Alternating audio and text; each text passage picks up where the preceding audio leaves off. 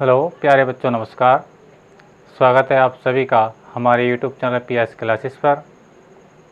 तो आज के वीडियो लेक्चर में हम बात करेंगे कक्षा 12 विषय भौतिक विज्ञान, जिसका अध्याय 2 हम शुरू कर चुके हैं और उसका डिस्टेंट ये तीसरा लेक्चर है। और चैप्टर जो नया में आपका अध्याय 2 स्थिर वैद्युत विभव तथा धारिता। तो डिस्टेंट इससे पहले अपने लेसन 2 के 2 भाग बन चुके हैं और ये आज का तीसरा भाग है। और ये भाग डिस्टेंट बहुत ही इम्पोर्टेंट है, क्योंकि आज के टॉपिक में जो मैं डिस्कस करूँगा ये सवाल अपने एनसीईआरटी क्लास 12 फिजिक्स से तो हैं ही, साथ ही साथ ये जो आज जो मैं सवाल पढ़ाऊँगा आप लोगों को, ये आपके कंपटीशन लेवल पर भी, यानी आर्मी में या नेवी में भी कई बार एग्जाम में आ चुके हैं। और हम बात करें अपने 12th क्लास की, तो आप प्रीवियस क्लासेस के क्वेश्चन पेपर उठा करके देखिए बोर्ड के, उनमें कई बार ये क्वेश्चन रिपोर्ट हो चुके हैं। यानी पहला क्वेश्चन हम डिस्कस करेंगे, एक इलेक्ट्रॉन बोल्ट को परिभाषित कीजिए। जबकि दूसरा टॉपिक रहेगा अपना एक इलेक्ट्रॉन बोल्ट, जिसको हम 1 eV से प्रदर्शित करते हैं। ये देखेंगे हम कैसे इसको समझाएंगे। तो फिलहाल में पढ़ना क्या रहेगा, एक इलेक्ट्रॉन बोल्ट को परिभाषित कीजिए, यह कितने जूल के तुल्य होता है। तो डिस्टेंट आइए हम शुरू करते हैं कि एक बोल्ट को परिभाषित कीजिए, अर्थात एक बोल्ट क्या होता है। ठीक है, तो देखिए मैं आपको अपने पहले वीडियो लेक्चर में मैंने आपको समझाया था, जिसमें बताया था मैंने वैद्युत विभव की आपको डेफिनेशन समझाई थी। तो आप लोगों को मैं फिर से याद दिला दूँ, वैद्युत विभव क्या होता है। किसी परीक्षण आवेश को अनंत से वैद्युत क्षेत्र के भीतर किसी बिंदु तक लाने में किए गए कार्य तथा परीक्षण आवेश के अनुपात को उस बिंदु पर वैद्युत विभव कहते हैं। अर्थात मेरा कहने का तात्पर्य ये है डियर स्टूडेंट, मैंने आपके अपने पहले वीडियो लेक्चर में आप लोगों को समझाया था कि मान लीजिए ये कोई इलेक्ट्रिक फील्ड है। क्या डियर स्टूडेंट, ये इलेक्ट्रिक फील्ड है,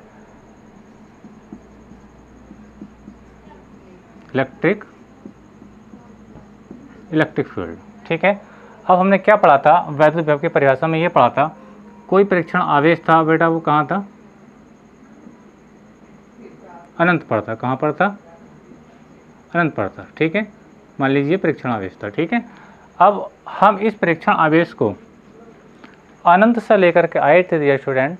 ठीक है, और हम मान लीजिए इस पॉइंट पर लेकर के आए थे, इसके बीच इलेक्ट्रिक फील्ड है, इसके बीच मान लीजिए किसी भी पॉइंट पर, ये कोई पॉइंट P मान लीजिए। ठीक है, ठीक, तो हमने पढ़ा था वैद्युत विभव की परिभाषा में किसी परीक्षण आवेश को अनंत से वैद्युत क्षेत्र के भीतर किसी बिंदु तक लाने में किए गए कार्य अर्थात W। ठीक है, तथा परीक्षण आवेश के अनुपात को, यानी Q0 के W और अपॉन में क्या बेटा आपका परीक्षण आवेश, तो इनका जो अनुपात होता है इस बिंदु पर वैद्युत विभव कहलाता है।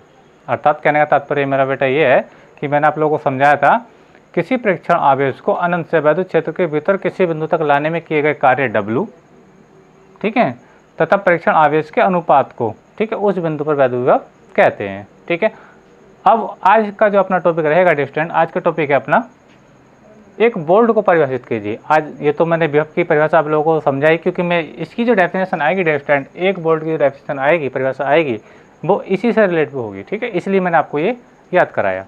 तो हमने ये फार्मूला पढ़ा था विभव का, B = W अपॉन Q0। ठीक है, तो आइए देखिए इसको, जो मात्रक हमने समझा था आप लोगों को, W का मात्रक यानी कार्य का मतलब क्या होता है बेटा, जूल, और Q0 का जो मात्रक होता है क्या होता है, कूलाम, यानी आवेश है। और बेटा क्या के बराबर होता है, बोल्ट के बराबर होता है। क्या बराबर होता है ये, हमने यह में बोल्ट भी लिख करके आपको समझाया था। ठीक है, तो आइए देखते हैं कि एक बोल्ट क्या होता है। और एक बार मैं फिर से आप लोगों को बता दूं कि एक बोल्ट की जो डेफिनेशन है बेटा आपके एग्जाम में कई बार रिपीट हो चुकी है 1 नंबर में, और बहुत ही ईजी है।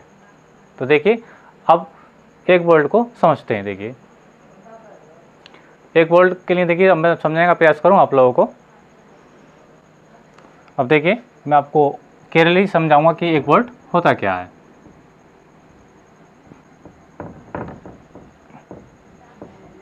देखिए एक बोल्ट, देखिए मान लीजिए ये कोई इलेक्ट्रिक फील्ड है। ठीक है, और ये कोई इनफाइनाइट है, ठीक है, यानी ये जिसको हम बोलते हैं हिंदी में अनंत, ठीक है। ये क्या बेटा आपका परीक्षण आवेश है, ठीक है। अब जब परीक्षण आवेश है, इसको लेकर के कहाँ रहे बेटा, यहाँ पर लेकर के आ रहे हैं, मान लीजिए कोई पॉइंट क्या बेटा P है, ठीक है। अब डेफिनेशन आएगी बेटा अपनी किसकी, 1 वोल्ट की, ठीक है। तो देखिए 1 वोल्ट की डेफिनेशन क्या होगी बेटा, अभी हमने विभव का सूत्र पढ़ा था, V बराबर क्या होता है बेटा आपका W/Q0, ठीक है। यानी मुझे ये करना है इस फार्मूले में कि मुझे B का मान 1 प्राप्त हो जाए। मुझे B का मान अगर 1 प्राप्त हो जाएगा, ठीक है, तो B बराबर 1 आएगा, तो इसका जो मात्रक होता है बेटा क्या होता है, वोल्ट होता है, जूल प्रति कूलम या वोल्ट। बस समझ आ रही है। अगर मैं W और Q के ऐसे मान यहाँ पे रखूँगा, ठीक है, कि उन दोनों को सोल्व करने के बाद अगर B का मान मुझे 1 मिल गया तो क्या आ जाएगा, B बराबर 1 वोल्ट हो जाएगा। क्या हो जाएगा बेटा, 1 वोल्ट हो जाएगा। अब आपको समझ में आ रहा होगा, ठीक है। लेकिन ये आएगा कैसे, यानी B का मान 1 के बराबर कैसे आएगा, तो आप देख रहे हैं कि W का मान क्या होना चाहिए बेटा, 1 होना चाहिए, यानी Q0 का मान भी क्या होना चाहिए डिस्टेंट, 1 होना चाहिए, क्योंकि 1 से 1 को डिवाइड करेंगे तो आपका क्या आएगा बेटा, B का मान 1 ही आएगा, है ना। लेकिन अपनी डेफिनेशन तो कैसे बनाई जाएगी, तो देखिए डेफिनेशन बेटा इसकी ये रहेगी, 1 वोल्ट की एकांक धन परीक्षण आवेश को, देखिए मैं क्या कर रहा हूँ, एकांक धन परीक्षण आवेश बोल रहा हूँ, तो यानी इस परीक्षण आवेश Q0 का मान क्या बेटा आपका 1 है। क्या है देखिए, क्या Q0 का मान बेटा क्या आपका 1 बोल रहा हूँ, ठीक है। तो 1 के लिए बेटा कौन सा शब्द यूज कर देते हैं हम, एकांक या इकाई धन आवेश भी बोल सकते हैं, ठीक है। तो देखिए एकांक धन परीक्षण आवेश को अनंत से, कहाँ से बेटा, अनंत से वैद्युत क्षेत्र के भीतर लाने में किया गया कार्य क्या हो बेटा, W हो, ठीक है। और W का मान कितना हो बेटा, 1 जूल के बराबर हो, यानी जो हम कार्य करेंगे इसको यहाँ से यहाँ तक लाने में, यानी W, तो W का मान क्या होना चाहिए बेटा आपका 1 जूल के बराबर होना चाहिए, ठीक है। और Q0 का मान कितना होना चाहिए बेटा आपका 1 कूलम के बराबर होना चाहिए, ठीक है। अब देखिए समझाने का प्रयास करता हूँ कि एकांक धन परीक्षण आवेश को अनंत से वैद्युत क्षेत्र के भीतर किसी बिंदु तक लाने में किया गया कार्य कितना बेटा, 1 जूल हो, ठीक है। तब इस बिंदु का जो विभव होगा बेटा क्या होगा, वह 1 वोल्ट के बराबर होगा। बात समझ में आ रही है। यानी अब यहाँ पे देखिए करके देखिए, कहने का मतलब मेरा ये है कि W का मान देखिए हम क्या ले रहे हैं बेटा, 1 ले रहे हैं। जब W का मान बेटा 1 लेंगे तो B वाला देखिए क्या आएगा, W का मान 1, यानी हमें कितना काम करना पड़ा, 1 जूल काम करना पड़े तब की बात है ना। और Q0 का मान बेटा कितना आपका देखिए 1 वोल्ट, तो देखिए 1 से 1 कैंसिल आउट हो जाएगा, यानी 1 की भाग 1 बार हो जाएगी, तो B बराबर कितना आ गया बेटा 1 वोल्ट आ गया। क्या आ गया, 1 वोल्ट आ गया, ठीक है। अब ये 1 वोल्ट आ गया, ठीक है। इसी को हमने परिभाषित किया है। अब इसकी परिभाषा ले सकते हैं 1 वोल्ट की, क्या, एकांक धन परीक्षण आवेश को, एकांक इसलिए बोला, किस लिए बोला गया बेटा, क्योंकि हम Q0 का मान कितना है 1 ले रहे हैं। एकांक धन परीक्षण आवेश को वैद्युत क्षेत्र के भीतर किसी बिंदु तक लाने में किया गया कार्य क्या हो बेटा, 1 जूल हो। क्या हो बेटा, 1 जूल हो, तब उस बिंदु का जो विभव होगा बेटा क्या होगा, 1 वोल्ट के बराबर होगा, ठीक है। तो आइए अब मैं आपको डेफिनेशन लिख कर समझाता हूँ। तो 1 वोल्ट, देखिए 1 वोल्ट की मैं डेफिनेशन लिख रहा हूँ, 1 वोल्ट डेफिनेशन आप लिख सकते हैं। देखिए मैं अभी लिख कर सुना रहा हूँ, जो मैंने ये बताया वही मैं लिख कर दिखाऊंगा। एकांक धन परीक्षण आवेश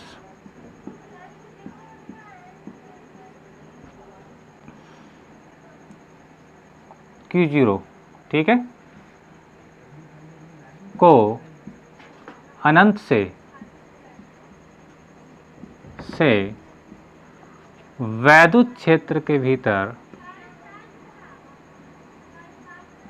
वैद्युत क्षेत्र के भीतर किसी बिंदु तक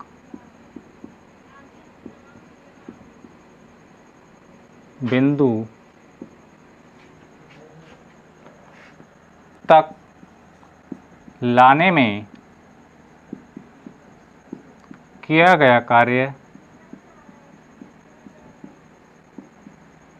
कार्य यानी W, ठीक है, 1 जूल हो। क्या हो, 1 जूल हो। तब उस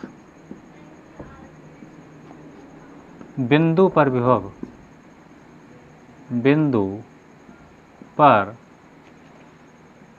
विभव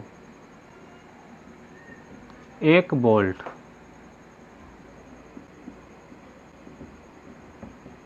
होगा। आई होप कि आपको समझ रहे होंगे। डेफिनेशन को फिर से पढ़ सकते हैं। देखिए 1 वोल्ट को अगर आपको एग्जाम में आएगा, और मैं आपको फिर से बताता चलूँ कि ये जो क्वेश्चन है 1 वोल्ट, ये काफ़ी बार आपका 12th का इंटर में भी आ चुका है, और कंपटीशन एग्जाम जैसे आर्मी, ठीक है, या नेवी में भी कई बार एग्जाम क्वेश्चन आपका आ चुका है। ठीक है, तो फिर आप देखिए समझ सकते हैं। एकांक धन परीक्षण आवेश यानी Q0, ठीक है, एकांक धन यानी हम Q0 का मान बेटा कितना ले रहे हैं, 1 के को ले रहे हैं। ठीक है, को अनंत से बेटा कहाँ से, वैद्युत क्षेत्र के भीतर किसी बिंदु तक लाने में किया गया कार्य है, यानी W क्या हो बेटा, 1 जूल हो, यानी जो W है उसका मान यानी आपका कार्य भी कितना 1 जूल, और आपका जो परीक्षण आवेश उसका मान भी कितना बेटा 1 कूलम। ठीक है, हो तब उस बिंदु पर जो विभव क्या होगा बेटा 1 वोल्ट होगा। तो आप अगर 1 वोल्ट की डेफिनेशन आपके एग्जाम में आती है स्टूडेंट्स की, ठीक है, तो आप इसको लिख करके आ सकते हैं। और ये किस प्रकार से आता है इसका मान मैंने आपको बता दिया, आप वीडियो को पॉज करके इसको नोट कर सकते हैं। ठीक है, तो आइए अब डिस्कस करते हैं अपना दूसरा टॉपिक। दूसरा टॉपिक रहेगा आपका 1 इलेक्ट्रॉन वोल्ट। ये भी मोस्ट इम्पोर्टेंट है, मैं आपको बताता चलूँ। ये जो टॉपिक है ये बेटा क्लास 12th के लिए भी बहुत मोस्ट इम्पोर्टेंट है, और जो कंपटीशन के एग्जाम है उसमें भी काफ़ी बार ये पूछा जाता है। ठीक है, तो क्या रहेगा दूसरा टॉपिक, 1 इलेक्ट्रॉन वोल्ट यानी 1 EV को परिभाषित कीजिए, और हमें साथ ही साथ ये भी बताना है कि ये कितने जूल के तुल्य होता है। ठीक है, तो पहले आप इसको वीडियो को पॉज करके इसको नोट कर लीजिए, और मैं देखिए अब इसको रब कर रहा हूँ। इसके बाद डिस्कस करेंगे अपना नेक्स्ट टॉपिक जिसका नाम है 1 इलेक्ट्रॉन वोल्ट। तो देखिए 1 इलेक्ट्रॉन वोल्ट क्या होता है, याद रखें 1 वोल्ट और 1 इलेक्ट्रॉन वोल्ट में बेटा बहुत डिफरेंस होता है। अधिकांश बच्चे गलती कर जाते हैं कि 1 वोल्ट 1 इलेक्ट्रॉन वोल्ट एक दूसरे के समतुल्य मान लेते हैं, जबकि ऐसा कुछ नहीं है। 1 इलेक्ट्रॉन वोल्ट अलग चीज़ है बेटा, और 1 वोल्ट अलग चीज़ है। ठीक है, तो 1 वोल्ट को तो हम समझ चुके हैं, अब हम समझेंगे 1 इलेक्ट्रॉन वोल्ट को। ठीक है, तो देखिए डियर स्टूडेंट 1 इलेक्ट्रॉन वोल्ट क्या होता है, मैं आप लोगों को समझाऊँ पहले ओरल, कि यदि किसी इलेक्ट्रॉन को 1 वोल्ट द्वारा त्वरित किया जाए, ठीक है, कहने मतलब है 1 वोल्ट द्वारा क्या जाए, त्वरित किया जाए, तो उस इलेक्ट्रॉन के द्वारा जो प्राप्त ऊर्जा होगी, ठीक है, वो क्या होगी 1 इलेक्ट्रॉन वोल्ट के बराबर होगी। आई होप कि आपको समझ में आ रहा होगा। यानी 1 इलेक्ट्रॉन वोल्ट जो है बेटा ऊर्जा का बहुत छोटा मात्रक है। ठीक है, और ऊर्जा के बहुत बड़े मात्रक भी रहेंगे। देखिए जैसे आप देख रहे होंगे 1 keV यानी 1 kilo electron volt, 1 MeV 1 million electron volt, जिसे मेगा इलेक्ट्रॉन वोल्ट के नाम से भी जाना जाता है, और अंत में जानेंगे 1 बिलियन इलेक्ट्रॉन वोल्ट, ठीक है, यानी 1 VeV, और इसको जानेंगे हम ये कितने जूल के तुल्य होते हैं। ठीक है डियर स्टूडेंट, तो मैं आपको बताता चलूँ कि अपना टॉपिक था 1 इलेक्ट्रॉन वोल्ट।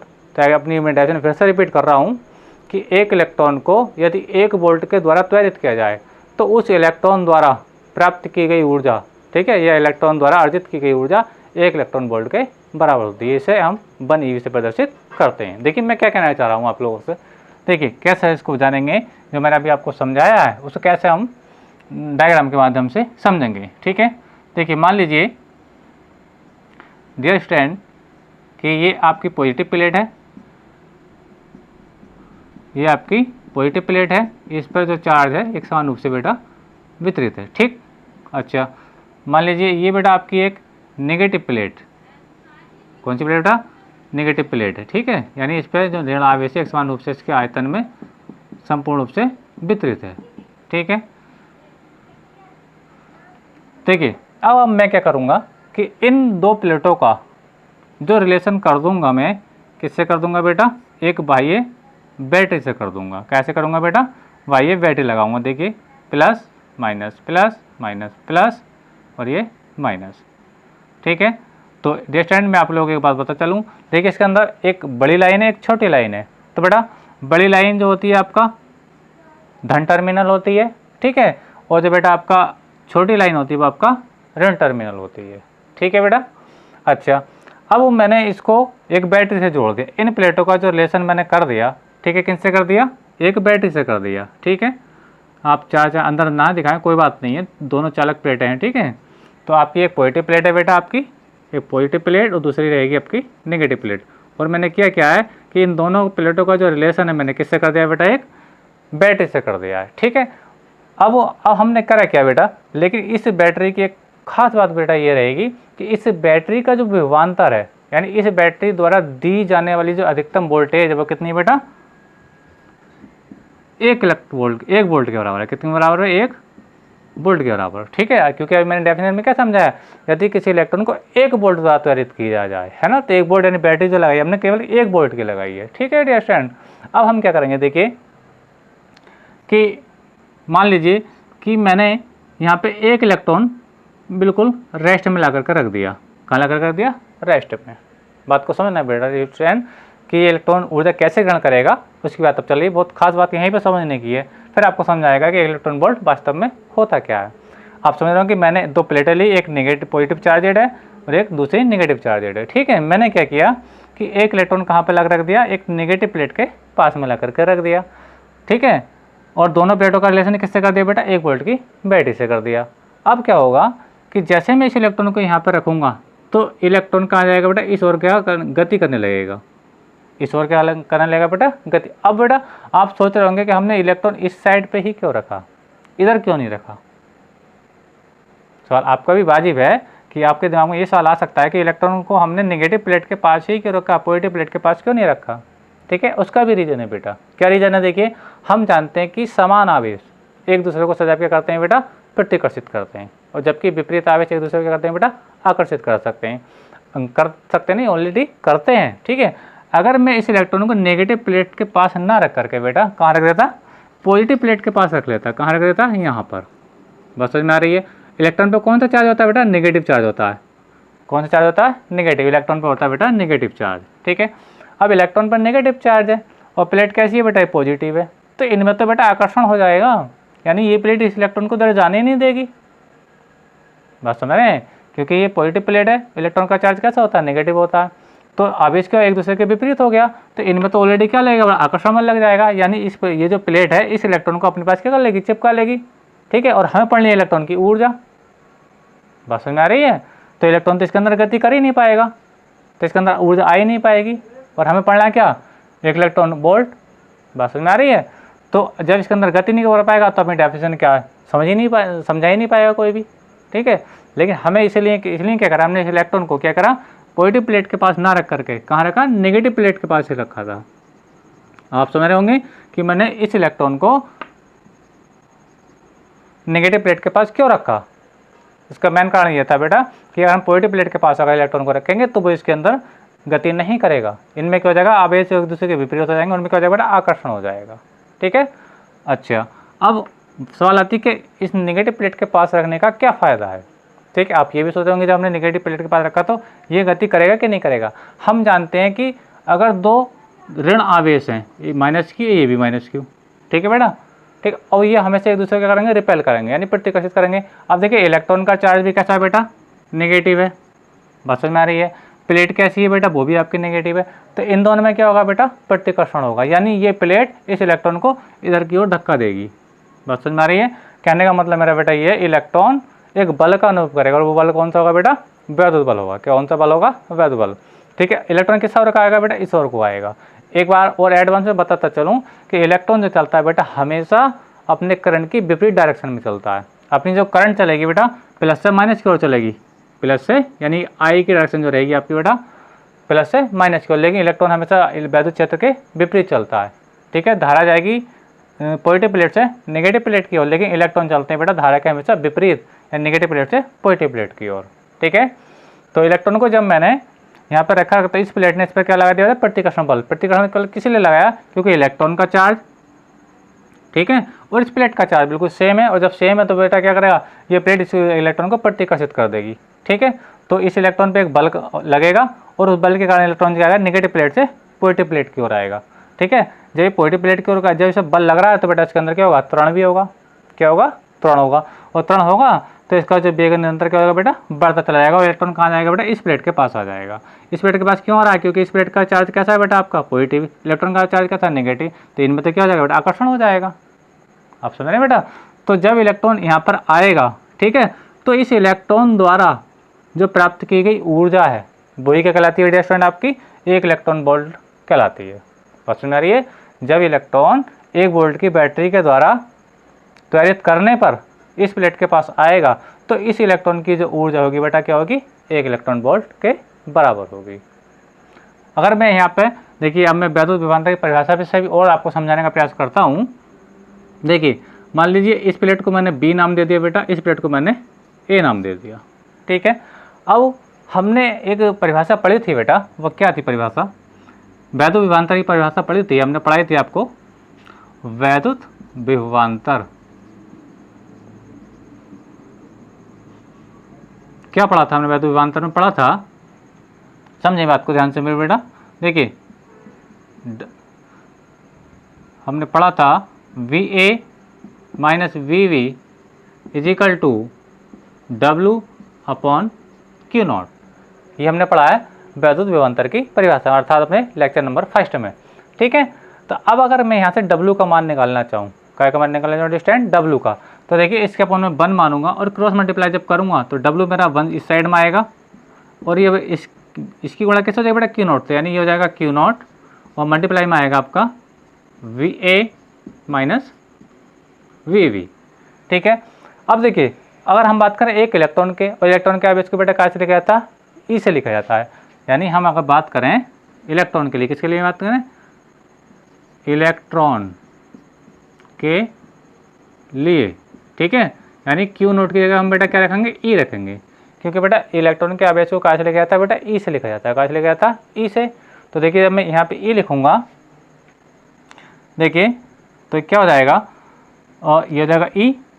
अब ये क्या है बेटा, BA माइनस BB, यानी ये आपकी B प्लेट, ये आपकी A प्लेट, इनके बीच में विभवांतर कितना है बेटा, कितना, 1 वोल्ट है। कितना बेटा, 1 वोल्ट है। बस समझ में आ रही है। कहने का तात्पर्य मेरा बेटा ये है कि मैं इस BA माइनस BB, यानी बिंदु A और B के बीच कितने वोल्ट का विभवांतर बेटा, 1 वोल्ट का। तो मैं यहाँ पे क्या लिखूँगा बेटा, आपका 1 वोल्ट लिख दूंगा। क्या लिख दूंगा, 1 वोल्ट। जब मैं ऐसा करूँगा देखिए, तो इस Q0 की जगह तो मैं E लिखूँगा, ये आ गया बेटा E, और VA माइनस BB, यानी A और B के बीच का विभवांतर बेटा कितना, 1 वोल्ट है। तो मैं क्या लिखूँगा, 1V लिख दूंगा। क्या लिखूँगा बेटा, 1V, ठीक है। अच्छा मैं इस 1 को थोड़ा आगे निकाल दूँ बेटा, तो देखिए W बराबर आपको मिलेगा 1EV। क्या मिलेगा बेटा, आपका 1EV मिलेगा। और आप देखिए 1EV कहाँ है आपका, ये है बेटा। बात समझ में आ रही है। यानी ये क्या है, कार्य है। क्या है बेटा, कार्य है, ठीक, यानी ऊर्जा, ठीक। और ये क्या बेटा, 1EV। बात समझ में आ रही है। तो यानी कहने का मतलब मेरा बेटा ये था कि अगर हम 1EV का मान अगर हम जूल में निकालना चाहें, ठीक है, तो भी यहाँ से हम निकाल सकते हैं। कैसे, देखिए 1 इलेक्ट्रॉन पर आवेश कितना होता है स्टूडेंट, 1 इलेक्ट्रॉन पर जो चार्ज होता है, 1 इलेक्ट्रॉन का चार्ज होता है आपका बेटा 1.6 गुणा 10⁻⁻19 कूलाम के बराबर होता है। कितना होता है, 1.6 गुणा 10⁻⁻19 कूलाम, ठीक है। तो देखिए यहाँ पे मैं मान रखूँगा W की जगह, दोस्तों W बराबर हो जाएगा आप लोगों का 1 आपका ये रहेगा E की मैं वैल्यू रखूँगा। E की वैल्यू बेटा कितनी है आपकी, 1.6 × 10⁻⁻19, ठीक है। अच्छा फिर क्या आपका वोल्ट, देखिए वोल्ट क्या है, इसका आवेश का मात्रक भी लिख देता हूँ मैं। आवेश का मात्रक क्या होता है बेटा, देखिए मैंने आवेश लिखा है, इलेक्ट्रॉन का आवेश, तो ये क्या बेटा, C का मतलब कूलाम, तो मैं यहाँ पे क्या लिख सकता हूँ बेटा, कूलाम लिख दीजिए यहाँ पे, ठीक है। अब ये क्या बेटा, आपका V यानी वोल्ट है, V का मतलब क्या, वोल्ट। और जब मैंने विभव की परिभाषा समझाई थी आपको, तो बेटा देखो जूल प्रति कूलाम, ठीक है, बराबर मैंने क्या लिखा था, या वोल्ट लिखा था। क्या लिखा था, वोल्ट लिखा था। ये कब लिखा था, जब मैंने आपको पढ़ाया था क्या, B बराबर W/Q0, ठीक है। तो B बराबर में W/Q0 पढ़ा था विभव की परिभाषा में।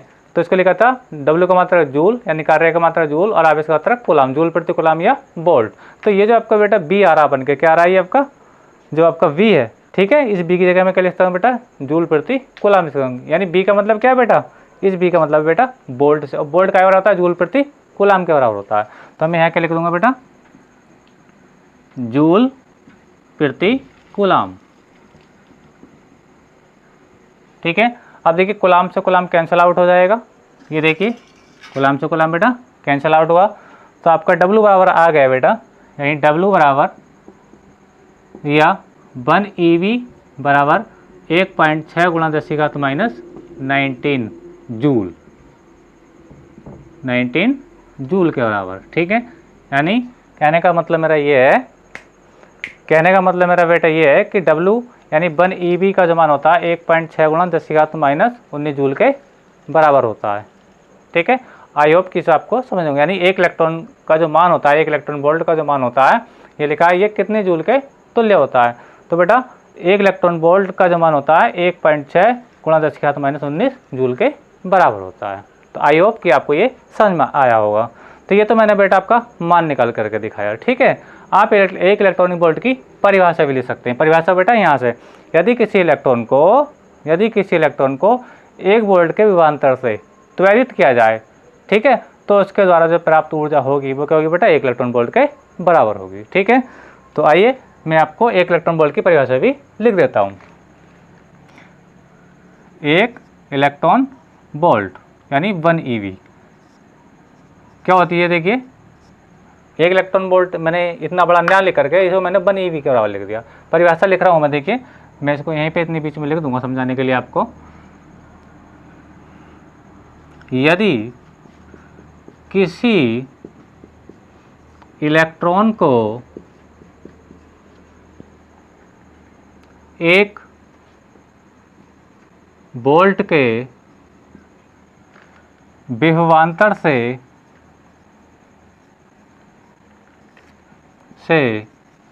त्वरित किया जाए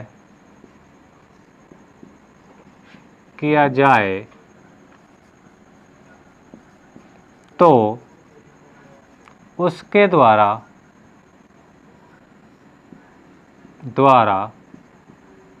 प्राप्त ऊर्जा 1 इलेक्ट्रॉन वोल्ट कहलाती है।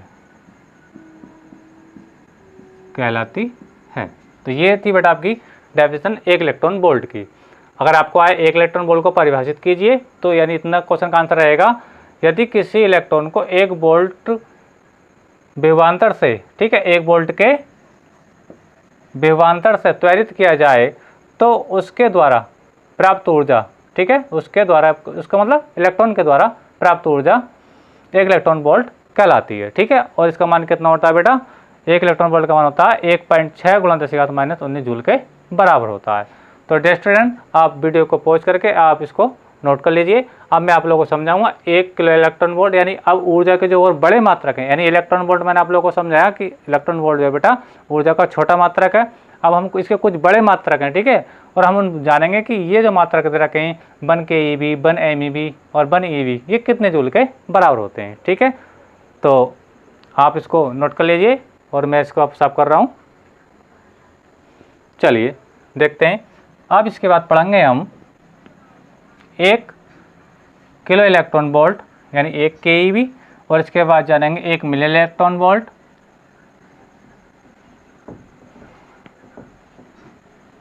देखिए अब हम पढ़ने वाले हैं 1 किलो इलेक्ट्रॉन वोल्ट क्या होता है। बहुत ही आसान भाषा में इसको समझेंगे। देखिए 1 keV, पहले मैं डिफरेंट आप लोगों की फुल फॉर्म बताऊं। 1 kilo electron volt, 1 kilo electron volt, ठीक है, बात समझ आ रही है। इससे पहले हमने केवल 1 इलेक्ट्रॉन वोल्ट पढ़ा था, ठीक है, और इसको अब हम पढ़ने वाले हैं 1 किलो इलेक्ट्रॉन वोल्ट। ठीक है। अब देखिए 1 किलो का मतलब क्या होता है, किलो का मतलब तो आप भी जानते हैं, किलो का मतलब कहता है 1 किलोग्राम में कितने ग्राम होते हैं बेटा, 1000 ग्राम होते हैं। ठीक है। तो 1000 का मतलब मैं 1000 को ना लेकर के 10 की घात बेटा कितना लिखूंगा, 3 लिखूंगा। कितने लिखूंगा, 10 की घात 3। 10 की घात 3 का मतलब बेटा कितना हो गया, 1000 ही हो गया। ठीक है। अच्छा के का मान है, अब ये देखो 1 और ये क्या EV, बात को समझे, देखो 1 और ये EV, तो 1 ये है और EV ये है, तो 1 EV का मान कितना आता है, 1 EV का मान अभी आपको समझा है बेटा, 1 EV का जो मान होता है वो होता है 1.6 गुणा 10⁻⁻19 कूलाम के बराबर, सॉरी जूल, ठीक है, हमने जूल में इसको चेंज कर लिया, ठीक है। यानी ये 1 और ये EV, ठीक है, 1 EV और 1 EV का मान कितना होता है 1.6 इंटू 10⁻⁻19 जूल के बराबर होता है, ठीक है। अब करेंगे क्या इसके अंदर, देखिए डियर स्टूडेंट, देखिए 1.6 इंटू 10 की पावर, देखिए ये माइनस के 19 है, ये प्लस के 3 है, जब 19 से बेटा 3 सब्ट्रैक्ट करेंगे तो घटाएंगे तो कितना बचेगा, माइनस के आपके 16 जूल के बराबर आएगा, ठीक है। तो ये बेटा आपका मान आ चुका 1 के